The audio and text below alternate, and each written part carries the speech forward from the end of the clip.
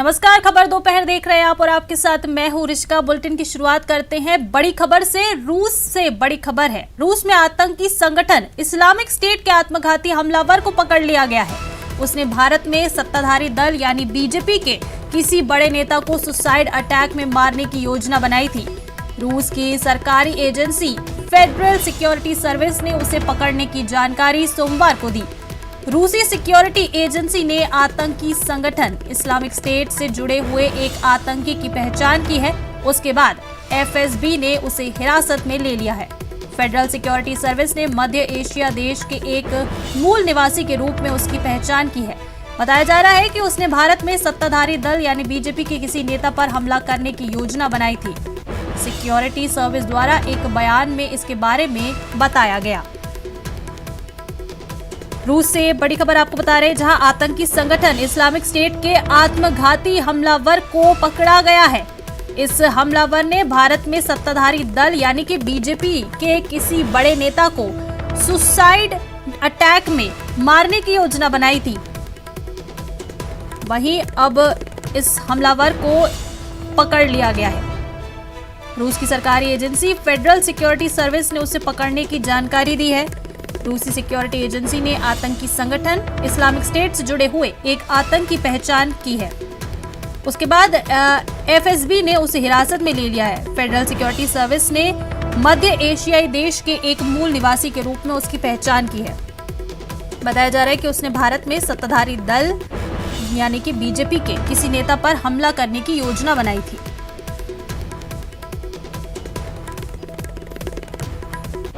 बड़ी खबर इस वक्त की आपको बता रहे हैं, जहां रूस में आतंकी संगठन इस्लामिक स्टेट के आत्मघाती हमलावर को पकड़ लिया गया है।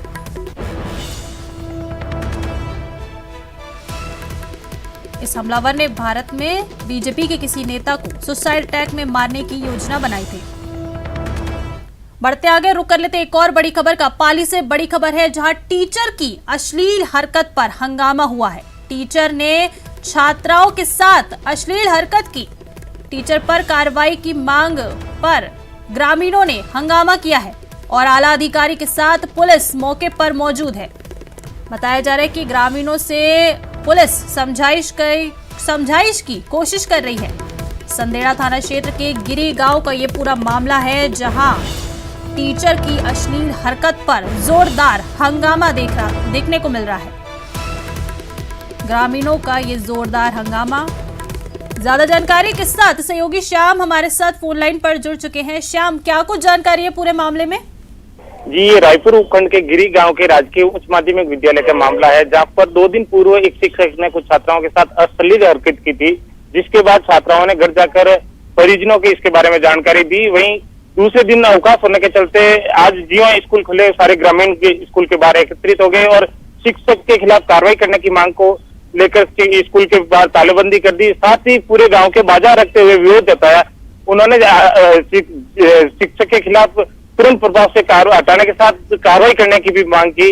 मामले और गंभीरता को देखते हुए संदेड़ा थाना पुलिस भी मौके पर पहुंची। रायपुर उपखंड अधिकारी राजेश मेवाड़ा भी मौके पर पहुंचे हैं और शिक्षा विभाग की ओर से सीबीओ हरिराम सैनी भी मौके पर पहुंचे हैं, जो ग्रामीणों से समझाइश कर रहे हैं और ये आश्वस्त भी कर रहे हैं कि जो शिक्षक के खिलाफ छात्राओं ने आरोप लगाए हैं उसके खिलाफ सख्त कार्रवाई की जाएगी। लेकिन हालांकि ग्रामीण इस मांग पे अड़े हैं कि त्वरित प्रभाव से शिक्षक के खिलाफ कार्रवाई की जाए, उसके बाद ही हम ये विरोध प्रदर्शन बंद करेंगे। अभी फिलहाल पुलिस और प्रशासनिक अधिकारी मौके पर है और ग्रामीण से समझाइश का प्रयास कर रहे हैं। जी श्याम, ये जानना चाहेंगे, आपने बताया कि 2 दिन पुरानी ये पूरी घटना है, तो अभी तक क्यों कुछ कार्रवाई नहीं की गई? जी, ये बताया जा रहा है कि 2 दिन में जिस दिन ये घटना की उसके बाद स्कूल के अवकाश आ गए थे। अवकाश के चलते ये बात उच्च अधिकारियों तक भी नहीं पहुंच पाई और जो ही आज स्कूल के खुले तो ग्रामीण विरोध स्वरूप स्कूल में पहुंच गए थे और प्राचार्य से भी इसकी शिकायत की। प्राचार्य ने जिसकी जानकारी सीबीओ को दी, जिसके बाद सीबीओ मौके पर पहुंचे, उपखंड अधिकारी भी मौके पर पहुंचे और शिक्षक के खिलाफ कार्रवाई को लेकर ग्रामीणों को आश्वस्त भी किया जा रहा है। लेकिन ग्रामीण एक ही मांग से अड़े हैं कि उन्हें पहले कार्रवाई की जाए, उसके बाद वो दूसरी बातें मानने को तैयार होंगे। जी श्याम, चलिए बहुत बहुत शुक्रिया आपका इस तमाम जानकारी के लिए।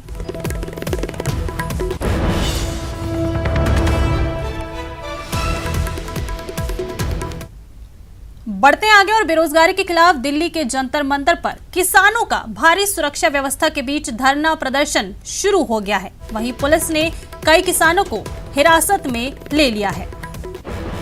बेरोजगारी के खिलाफ दिल्ली के जंतर मंतर पर किसानों का प्रदर्शन।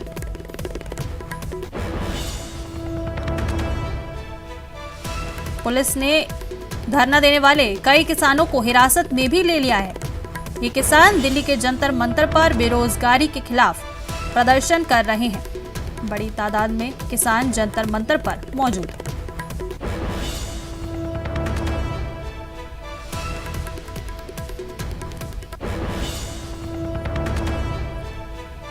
बता दें कि वहीं संयुक्त किसान मोर्चा द्वारा जंतर मंतर पर बुलाई गई किसान महापंचायत को देखते हुए दिल्ली की सभी सीमाओं पर सुरक्षा कड़ी कर दी गई है। सभी आने जाने वाली गाड़ियों की चेकिंग की जा रही है। इसके साथ ही दिल्ली के कई इलाकों में ट्रैफिक जाम के हालात बन गए हैं। महापंचायत में शामिल होने के लिए अलग अलग राज्यों से किसानों का जत्था दिल्ली पहुंच रहा है। हालांकि दिल्ली पुलिस ने इसकी अनुमति नहीं दी है। इस बीच जंतर मंतर पर किसानों ने पुलिस की बैरिकेडिंग गिरा दी है। गाजीपुर बॉर्डर पर प्रदर्शन करने पहुंचे किसानों को दिल्ली पुलिस ने हिरासत में लिया है। उन्हें आगे बढ़ने से भी रोक दिया गया है। दिल्ली पुलिस उन्हें बस में लेकर जा रही है। बस में सवार एक किसान ने कहा कि किसानों के खिलाफ सरकार तानाशाही बरत रही है। गाजीपुर बॉर्डर पर और भी किसान पहुंच रहे हैं।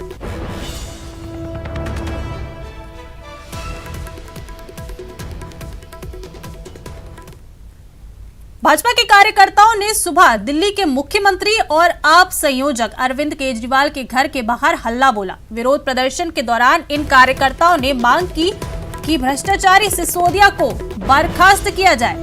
बीजेपी का कहना है कि शराब नीति में बड़ा घोटाला हुआ है और बिना देरी किए सिसोदिया को बर्खास्त किया जाना चाहिए। बता दें कि दिल्ली में आबकारी नीति मामले को लेकर सीबीआई ने सिसोदिया के घर पर छापेमारी की थी। वहीं अब सिसोदिया ने बीजेपी पर बड़ा आरोप लगाते हुए कहा कि मुझे बीजेपी की ओर से संदेश मिला है। बीजेपी ने मुझसे कहा कि आप पार्टी छोड़ दो, हम सीबीआई ईडी मामले बंद करवा देंगे।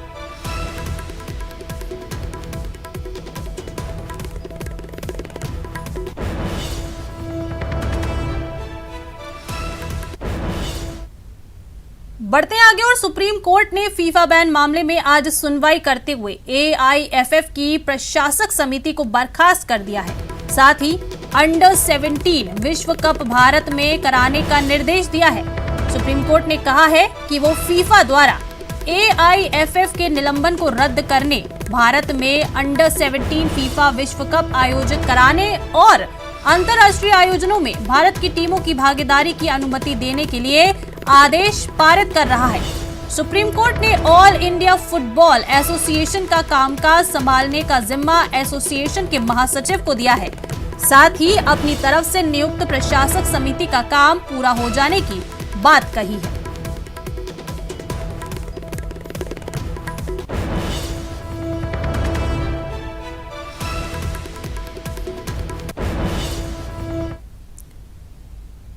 राम सेतु को राष्ट्रीय स्मारक घोषित कर संरक्षण देने की मांग पर सुप्रीम कोर्ट में सुनवाई हुई। याचिकाकर्ता बीजेपी नेता सुब्रमण्यम स्वामी ने कहा कि सरकार ने ये तय कर लिया है कि राम सेतु को नहीं तोड़ा जाएगा, फिर स्थायी संरक्षण देने में क्या दिक्कत है। कोर्ट ने मामले पर विस्तार से सुनवाई के आश्वासन दिया है। वहीं सुनवाई की तारीख अभी तय नहीं हुई है।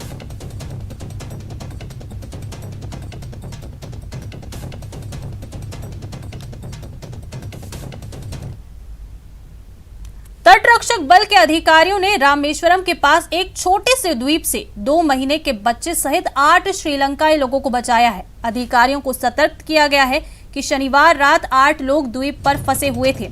अधिकारियों ने तब लोगों को बचाने के लिए एक होवरक्राफ्ट का इस्तेमाल किया और उन्हें रामेश्वरम से ले आए। 8 लोगों में जाफना का एक परिवार और किलोनुची का एक परिवार शामिल है, जो श्रीलंका छोड़कर शनिवार को धनुषकोडी के पास मिनी रेत द्वीप पर पहुंचा था। जब तटरक्षक अधिकारियों ने उन्हें बचाया तो परिवार खाद्यापूर्ति से बाहर चल रहा था और पानी पर जीवित थे। परिवारों को मरीन पुलिस को सौंप दिया गया है, जिन्होंने पूछताछ के बाद उन्हें मंडप कैंप में भेज दिया।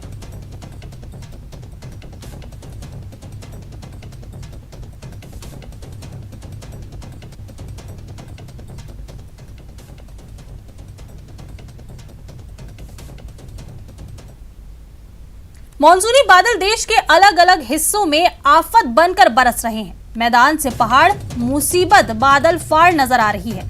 6 तस्वीरों के जरिए समझिए कि आसमानी आफत ने लोगों का जीना किस तरह से मुहाल कर दिया है। जम्मू कश्मीर हो या उत्तर प्रदेश, हालत एक जैसे हैं। मंडी हिमाचल प्रदेश, पुरी ओडिशा, कालाहंडी ओडिशा, चित्रकूट मध्य प्रदेश और झारखंड जमशेदपुर, मालवा आगर मध्य प्रदेश, सभी जगह के एक जैसे हालात है। इन 6 तस्वीरों में आप देख सकते हैं कैसे शहर शहर बरसाती पानी आफत बनकर बरसा है। वहीं बात की जाए राजस्थान की, तो प्रदेश के अलग अलग जिलों में बारिश का दौर जारी है। तस्वीरों में देख सकते हैं किस तरह प्रदेश में लगातार हो रही बारिश से लोगों को परेशानी का सामना करना पड़ रहा है। आप आपकी टीवी स्क्रीन पर 6 तस्वीरें देख रहे हैं। ये तस्वीरें हैं जयपुर, कोटा, बारां, दौसा, टोंक और बूंदी की, जहां बारिश का कहर देखने को मिला है। तस्वीरों में जल से जो आसमानी बारिश जो हो रही है उसकी तस्वीरें इन 6 तस्वीरों में साफ बयां हो रही है। टोंक में बारिश का कहर जारी है, जहां तेज बहाव में 2 लोगों की डूबने से मौत हो गई है, जिसमें एक महिला और एक पुरुष शामिल है। जानकारी के मुताबिक भैंस को बचाने के चक्कर में यह हादसा हुआ। ग्रामीणों की मदद से शवों को बाहर निकाला गया है। भैंस को बचाने में यह हादसा हुआ। तेज बहाव में 2 लोगों की डूबने से मौत हो गई।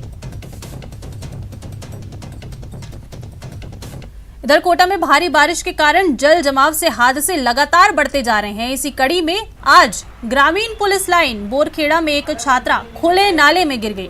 हालांकि स्थानीय लोगों की सतर्कता के चलते बच्ची की जान बचा ली गई है। वहीं ये घटना वहां लगे सीसीटीवी कैमरे में कैद हो गई।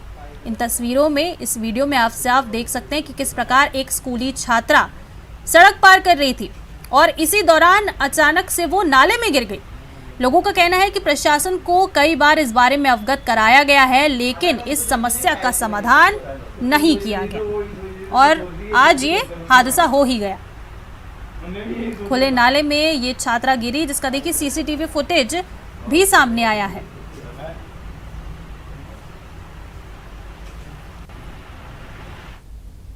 दौसा जिले में हो रही जोरदार बारिश से आम रास्ते जलमग्न हो चुके हैं। दौसा जिले के लालसोट क्षेत्र में अमराबाद गांव के पास रास्ते में पानी भर जाने से आज एक जीप फंस गई।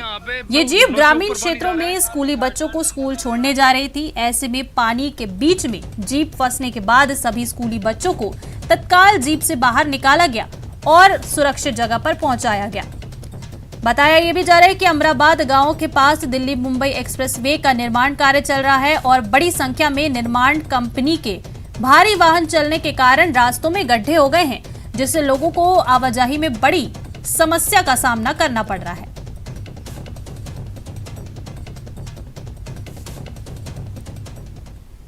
टोंक में मूसलाधार बारिश का दौर जारी है। जिले भर में तेज बारिश से बाढ़ जैसे हालात बन गए हैं। सड़कें दरिया बन गई हैं। सभी नदी नाले उफान पर हैं। कहा जा सकता है शहर में घरों और दुकानों तक में पानी घुस गया है। टोंक समेत उनियारा, पीपलू में भी तेज बारिश हो रही है, जिसके चलते देखिए सड़कें दरिया बनी हुई है। मूसलाधार बारिश का कहर जारी। सिर्फ सड़कों पर ही पानी नहीं आया, बता दें कि शहर के कई घरों और दुकानों में भी पानी घुस गया है।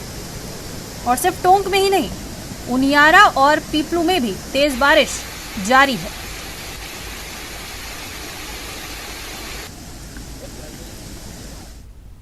खबर कोटा से। कोटा में भी भारी बारिश के चलते हालात बिगड़ने लगे हैं। शहर सहित ग्रामीण के कई इलाकों में बाढ़ जैसे हालात हो गए हैं। कोटा के तिरुपति आवास योजना थेगड़ा इलाके में घरों में पानी भर गया और बोट की मदद से लोगों को बाहर निकाला जा रहा है।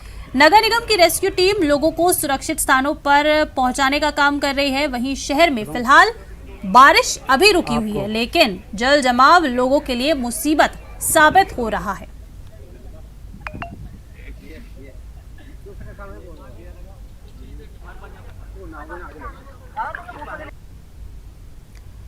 कोटा के बांधों से लगातार पानी की निकासी की जा रही है। चंबल नदी के सबसे बड़े बांध गांधी सागर में 4 लाख क्यूसेक पानी छोड़ने का अलर्ट जारी कर दिया गया है। इससे कोटा बैराज से डाउनस्ट्रीम इलाके में बाढ़ की स्थिति पैदा हो गई है। कोटा और झालावाड़ में हाई अलर्ट जारी किया गया है।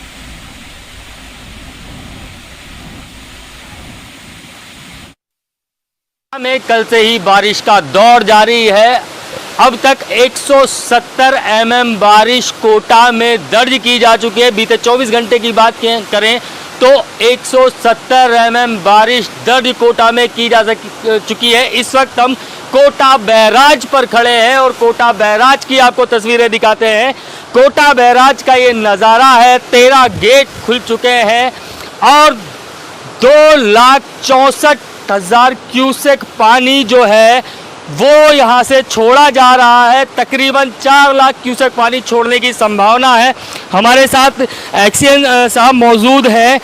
सर, बारिश कोटा में लगातार हो रही है, कितना क्यूसेक पानी यहाँ से छोड़ा जाने की संभावना है? अभी तो वर्तमान में जो हमें को ऊपर से डिस्चार्ज मिल रहा है तो 2,62,000 हम डिस्चार्ज छोड़ रहे हैं। 13 गेट खुल चुके हैं। पर अभी ताज़ा स्थिति में जवाहर सागर से अभी 60,000 क्यूसेक और पानी बढ़ाया गया है, क्योंकि जवाहर सागर और राणा प्रताप सागर के कैचमेंट में पानी काफ़ी अच्छा गिरा हुआ है। तो उससे हमारा ये अभी लगभग 3 लाख तो 11-12 बजे तक संभावित है। और आगे भी इसके अगर लगातार इसी तरह की बारिश होती रही तो ये कैचमेंट की बारिश से ये 4 लाख तक भी जाने की संभावित है। ओडिशा के बालासोर और मयूरभंज में स्वर्णरेखा नदी में बाढ़ से निपटने के लिए निचले इलाकों से बड़े पैमाने पर लोगों का निकालने का अभियान शुरू किया गया है। अधिकारियों ने बताया कि राज्य पहले से ही लगातार बारिश के कारण महानदी में बाढ़ के प्रभाव से जूझ रहा है, जिससे 7 लाख से अधिक लोग प्रभावित हुए हैं। वहीं इसमें से 5 लाख अभी भी 763 गांवों में फंसे हुए हैं। इस बीच संबलपुर जिले के कुंचिडा इलाके में 2 शव बरामद हुए हैं, जिससे मरने वालों की संख्या बढ़कर 6 हो गई है। भारी बारिश के बीच कालाहांडी के लोगों को मुश्किलों का सामना करना पड़ रहा है, क्योंकि बारिश का पानी उनके घरों में घुस गया है और सड़कें डूब गई हैं। मध्य प्रदेश के कई हिस्सों में काले घने बादल एक बार फिर जमकर गरज बरस रहे हैं। तेज बारिश के बाद कई नदियों का जलस्तर बढ़ गया है। मध्य प्रदेश के डिंडौरी जिले में नर्मदा का जलस्तर खतरे के निशान के करीब पहुंच गया है। आलम यह है कि करीब 10 फीट की ऊंचाई वाले मंदिर भी अब पानी में समा रहे हैं। नर्मदा तट पर बने घाट पूरी तरह से जलमग्न हो गए हैं। प्रशासन ने एहतियातन घाटों पर होमगार्ड के जवानों को तैनात कर दिया है। दुकानों में भी पानी घुसने लगा है। जिला प्रशासन लगातार लोगों से दुकानें खाली कर सुरक्षित ऊंचे स्थान पर जाने की अपील कर रहा है। तो यहाँ रुकेंगे एक छोटे से ब्रेक के लिए, फौरन लौटेंगे।